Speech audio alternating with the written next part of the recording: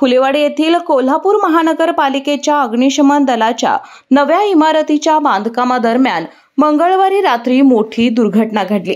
रात्री 9:15च्या सुमारास दुसऱ्या मजल्याचा स्लॅब कोसळल्यानं एका मजुराचा जागीच मृत्यू झाला असून 6 जण गंभीर जखमी झाले आहेत। या दुर्घटनेत नवनाथ कागलकर राहणार राजारामपुरी कोल्हापूर या कामगाराचा जागीच मृत्यू झाला, तर अक्षय लाड, दत्तात्रय शेंबडे, वनिता गायकवाड, जया शेंबडे यांच्यासह 6 मजुरांवर CPR रुग्णालयात उपचार सुरू आहेत।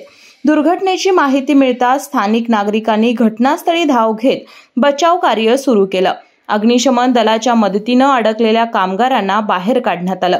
घटनास्थळी भीषण आरडाओरड सुरू असताना मयत आणि जखमींच्या कुटुंबियांनी हंबरडा फोडला होता। ऐन सणासुदीच्या काळात या दुर्घटनेनं मजुरांच्या कुटुंबावर दुःखाचा डोंगर कोसळला आहे।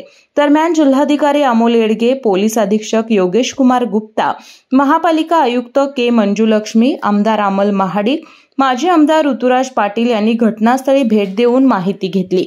माजी नगरसेवक राहुल माने, शारंगधर देशमुख, विजय देसाई यांच्यासह स्थानिक कार्यकर्त्यांनी देखील रात्री उशिरापर्यंत मदत कार्य केलं। महापालिका प्रशासनानं या दुर्घटनेची चौकशी समिती नेमून 24 तासात अहवाल सादर करण्याच्या सूचना दिल्या आहेत। पोलिसांनी देखील या घटनेमागील जबाबदार कोण याचा शोध सुरू केला आहे।